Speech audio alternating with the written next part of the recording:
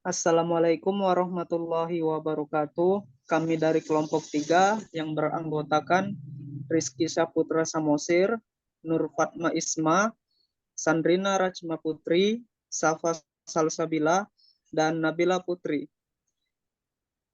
Kami di sini ingin memaparkan hasil diskusi kami yang akan dibawakan pertama kali oleh Saudari Safa Salsabila. Silakan Safa. Baik, eh, yang pertama yaitu saya akan menjelaskan pengertian agama dari segi etimologi dan terminologi. Yang pertama yaitu etimologi. Secara etimologis, terdapat beberapa pendapat mengenai asal kata agama. Salah satunya adalah agama berasal dari bahasa Sanskerta. Akar katanya gam, yang artinya pergi. Setelah itu ditambahkan awalan A dan akhiran A. Agam A. Artinya berubah menjadi jalan. Yang berarti satu jalan untuk mencapai nirwana atau surga. Maksud agama secara etimologi berarti juga beraturan. Maksudnya yaitu agama adalah suatu petunjuk agar hidup kita tetap beraturan, tertata, dan punya tujuan. Baik, yang kedua yaitu terminologi.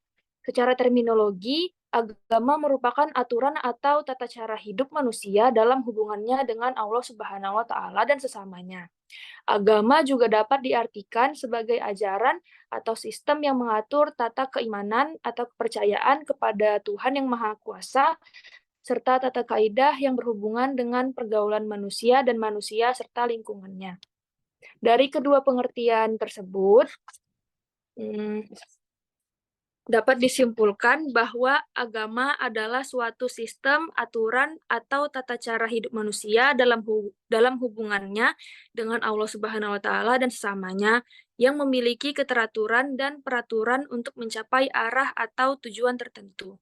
Baik, segitu saja jawaban yang saya berikan. Saya akan kembalikan kepada moderator yaitu Arifan Syah. Terima kasih. Terima kasih kembali kepada dua dijawab oleh Fatma Nur Fatmis. Silakan Fatma. Baik, terima kasih kepada Rifansyah. Izinkan saya menjawab pertanyaan yang kedua, yaitu mengapa Islam dapat dikatakan sebagai agama yang sempurna. Nah, Islam dapat dikatakan sebagai agama yang sempurna karena selain mengatur urusan ibadah, Islam juga mengatur hubungan manusia dengan dirinya sendiri dan juga mengatur hubungan dengan sesama.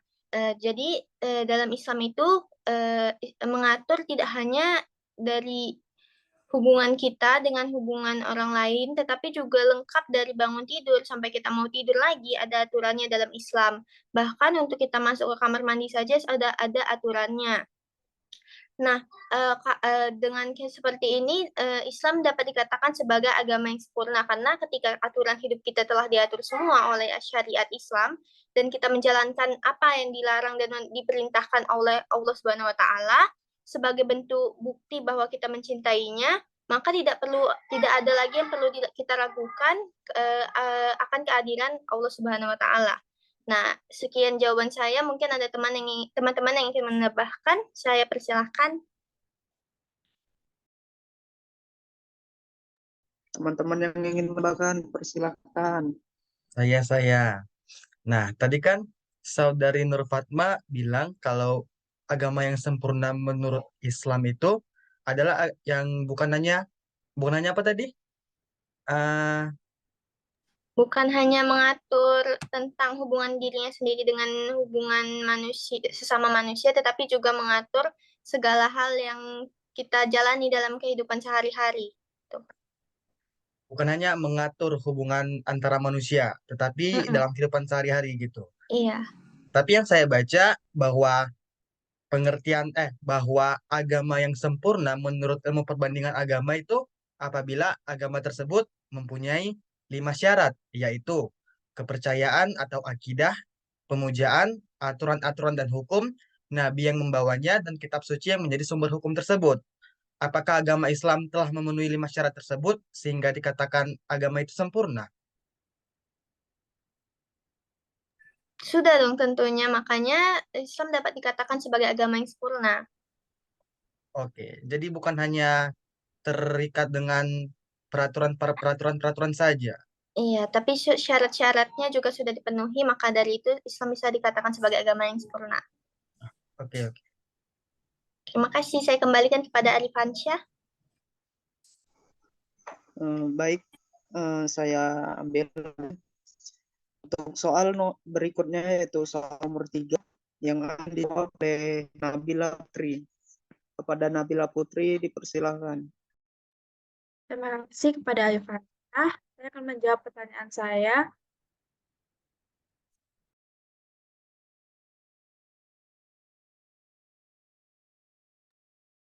Islam terbagi dua, yaitu Islam secara etimologi dan Islam secara terminologi. Saya akan menjelaskan dahulu tentang Islam secara etimologi. Islam secara etimologi adalah tunduk patuh dan penyerahan diri secara total kepada syariat Allah Subhanahu wa taala.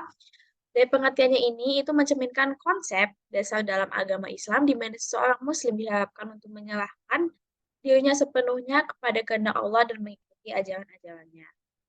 Yang kedua itu Islam secara terminologi. Islam secara terminologi adalah suatu agama yang didasarkan pada ajaran-ajaran yang diberikan oleh Nabi Muhammad SAW melalui kitab suci agama Islam, yaitu Al-Quran. Di dalam agama Islam sendiri, terdapat banyak praktik ibadah yang melibatkan kewajiban seperti sholat, puasa, zakat, perjalanan haji ke Mekah. Selain Al-Quran, hadis yang berisi ajaran-ajaran dari Nabi Muhammad sendiri juga penting untuk menjadi panduan umat Islam. Nah, Islam juga termasuk salah satu agama yang dapat jumlah pengikut terbesar di dunia dan memiliki pengaruh besar dalam budaya kita, dalam sejarah, dan masyarakat di seluruh dunia. Terima kasih kepada Terima kasih. Saya kembalikan kepada Bila nggak kedengaran tadi bagian akhirnya. Coba diulang lagi.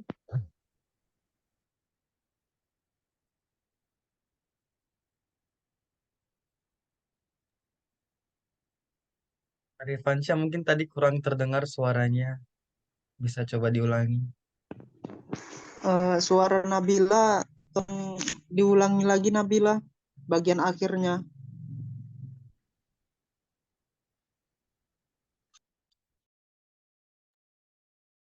Islam secara terminologi.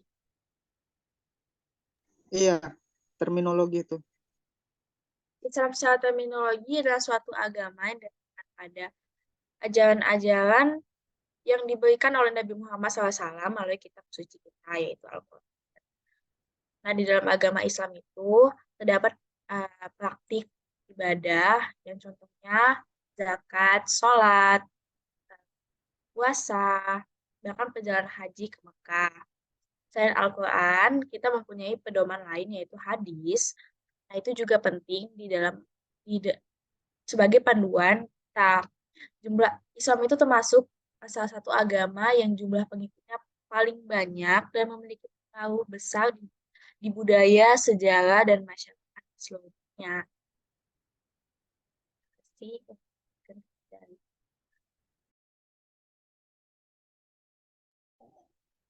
Ya, terima kasih kepada saudara Nabila. Berikutnya soal yang akan dibacakan dan dijawab oleh Sandrina Cima Putri. Kepada Sandrina dipersilahkan.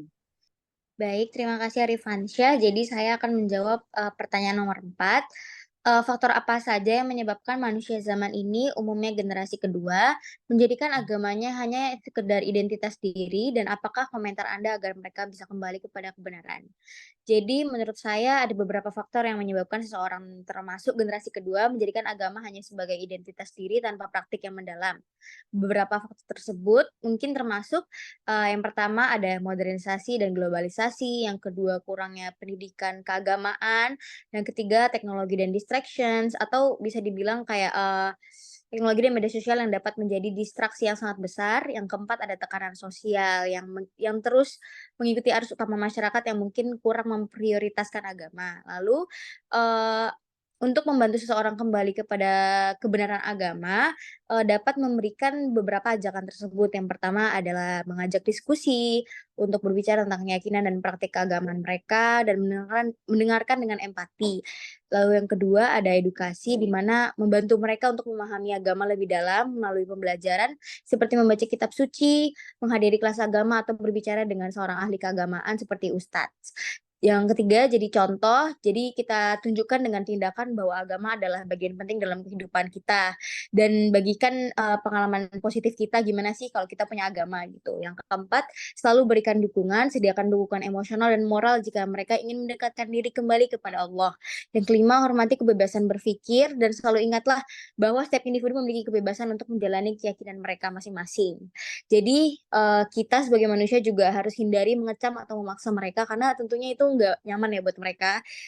Terus juga proses ini pasti memakan waktu dan penting untuk menjaga komunikasi yang terbuka dan penuh kasih sayang dalam upaya membantu seseorang mendekatkan diri kembali kepada agama mereka. Sekian dari saya. Baiklah, Saudara Nur Fatma tadi udah? Udah tadi aku jawab soal nomor 2. Oh, udah ya. Oke, yang terakhir Rizky pasti. Ya. Udah habis soalnya. Silakan Rizky. Tadi udah habis soalnya. Udah habis. Oh, iya. Kenapa kali Syahrir gak baca soal? Udah baca. Tapi soal terakhir enggak. Rizky komen aja nggak sih? Kayak komen dari mana gitu. Tadi kan kau udah Rizky. Lagi. Oh iya, tadi penjelasan si Sandrina itu terlalu cepat dan ngegas gitu. Jadi sulit dipahami. Gimana kalau secara garis besarnya, bagaimana seorang muslim atau muslimah yang hanya menjadikan agama mereka itu sebagai apa namanya? Sebagai identitas, tapi tidak mereka lakukan gitu. Secara garis besarnya aja. Maksudnya Maksudnya secara singkat, jelas dan padat. Secara garis besar singkat. faktornya ya? Iya. Yang pertama ya kan modernisasi, globalisasi, terus kurangnya pendidikan keagamaan, teknologi dan distraction, sama tekanan sosial, gitu aja. Oh, Sudah jelas? sudah. Oke, Yang teman. untuk kebebasan itu? Yang mana? Kebebasan berpendapat dan berpikir. Yang mana tuh? Oh, itu tuh kalau kita mau membantu seseorang kembali kepada kebenaran agama, kita tuh harus menghormati kebebasan mereka berpikir. Kita nggak bisa maksa mereka buat mengikuti agama yang mereka tuh masih belum paham sebenarnya, ngerti gak? Jadi kita perlu menghargain mereka juga kalau misalkan memang kepercayaan itu nggak selamanya bisa kita paksa, selama masih bisa diusahakan kayak kita menegur, memberikan edukasi itu udah cukup sih menurut aku. Oke, lakum dinukum waliyadin ya. Baiklah, itulah pemaparan presentasi atas 5 soal kuis yang telah diberikan kepada kelompok 3. Demikianlah, wabillahi taufik wal hidayah. Wassalamualaikum warahmatullahi wabarakatuh. Waalaikumsalam. Salam warahmatullahi wabarakatuh. Waalaikumsalam. Udah aku live, dadah, kamu tidur.